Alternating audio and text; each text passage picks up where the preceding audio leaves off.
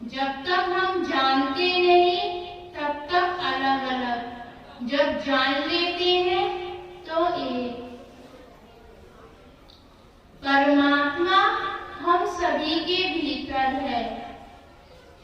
इसे जानना और पहचानना सिर्फ हम ही अपने आप में जान सकते हैं। खुदा को पाने के लिए पहले खुद को जानना जरूरी है। खुद को जान लिया तो उस खुदा, उस परमात्मा को हमने पा लिया। उसको हम खुदा कहें, भगवान कहें, ईश्वर कहें, अल्लाह कहें, जीसस कहें, वाहेगुरु कहें, अनेकों नाम उसके अनेकों धर्मों में हैं, परंतु वो एक ही है। धर्म अलग अलग है तो सबने अपने अपने परमात्मा भी अलग अलग बना लिए। वास्तविकता क्या है? हम सभी तो एक ही हैं। सभी के दो आंखें, दो हाथ, दो पैर, हम सब एक ही तो हैं। रंग रूप अलग है परंतु शरीर की आकृति तो एक है। परमात्मा ने हमें एक ही तो बनाया है। जब वो बनाने वाला एक है तो हम अनेक कैसे हो सकते हैं?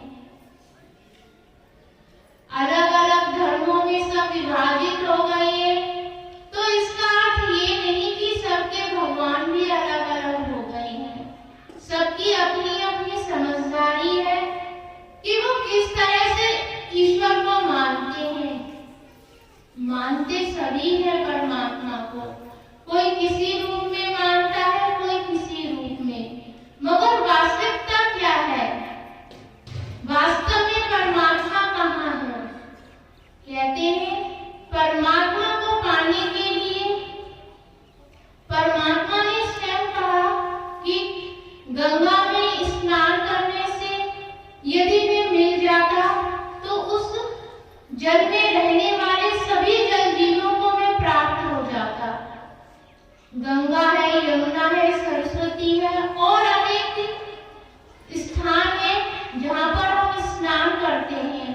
हम सोचते हैं हमने एक बार स्नान कर लिया तो हमने परमात्मा को पा लिया, परंतु वो जल जीव, मछली, मेंढक और अन्य वो जल जीव जो पानी के अंदर रहते हैं वो तो 24 घंटे उसमें रहते हैं। क्या उन्होंने उस परमात्मा को पा लिया? नहीं। कहते हैं दान और पुण्य करने से परमात्मा मिल जाता तो सबसे पहले उस कर्ण को मिलता। यदि दान पुण्य करने से परमात्मा मिल जाता तो सबसे पहले उस कर्ण को मिलता। यदि वेद शास्त्रों के पन्नों में परमात्मा होता तो सबसे पहले रावण को मिलता, क्योंकि रावण चारों वेदों का ज्ञाता ही नहीं, व्याख्याकार भी था, तो परमात्मा सबसे पहले उन्हें मिलता। यदि परमात्मा हवन, पाठ, पूजा करने से मिलता तो मंदिर में बैठे पुजारी, मस्जिद में बैठे मौलवी, चर्च में वो पादरी, उन सभी को परमात्मा सबसे पहले मिल जाता। यदि हम सोचें वास्तविकता कहाँ है? जहाँ परमात्मा है वहाँ हम जाते ही नहीं है। परमात्मा हम सबके भीतर है। खुद के अंदर जाना ही परमात्मा को पाने की पहली सीढ़ी है। यदि हम खुद को जान लेंगे, स्वयं अपने आप को जान लेंगे तो हम परमात्मा को भी जान लेंगे। चारों वेदों के ज्ञाता रावण को परमात्मा न मिला और मृत्यु हुई, और वो पंडित मौलवी जो तुम्हें भ्रम में डालते हैं कि इन ग्रंथ पन्नों को पढ़ते रहो परमात्मा मिल जाएगा, यदि उस पन्नों में मिल जाता तो सभी को भी परमात्मा मिल जाता। जितने भी कथावाचक हैं, जितने भी पुराणों को पढ़ने वाले हैं, यदि उनमें परमात्मा होता तो सभी को मिल जाता। हवन करके शुद्धिकरण हो जाता तो सभी शुद्ध हो जाते। वास्तविकता हम जाने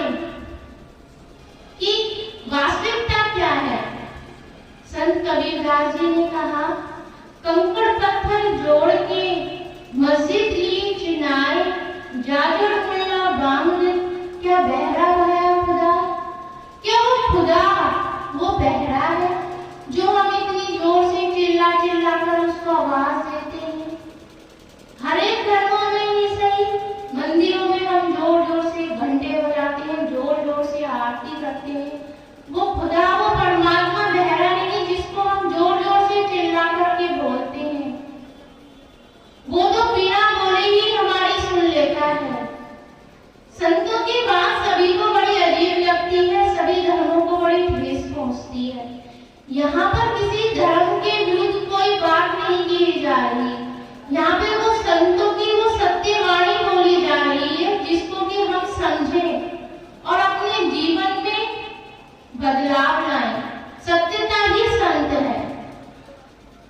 सत्य संग, सत्य का संग, और सत्य बोलने में किसी का कोई हर्ष नहीं है। सत्य तो सत्य है, मगर सत्य कड़वा होता है, क्योंकि जहां से तो किसी को भी ठेस पहुंचे वो कड़वा। तो किसी के धर्म के विरुद्ध ये कुछ भी नहीं बोला जा रहा, सिर्फ सत्य बात बताई जा रही है कि आदमी अपने आप को पहचानने की कोशिश करे। अपने आप को धर्मों में परिवर्तित करके सिर्फ लड़ाई झगड़े ही रह जाते हैं। कहते हैं हिंदू है, मुसलमान है और अन्य धर्म है, सभी का गणित एक है, सभी का विज्ञान एक है। क्या ऐसा है कि हिंदू कहे 2 और 2 4 होते हैं, मुसलमान कहे 2 और 2 3 होते हैं, या अन्य धर्म कहे कि 2 और 2 1 होते हैं? सभी का गणित एक है और सभी का विज्ञान भी एक है। तो इसकी उपलब्धि किससे हुई? विचार की धारा से विज्ञान की उपलब्धि हुई। विचार से गणित बना, विचार से विज्ञान बना, तो हम सभी ने उसे अपना लिया।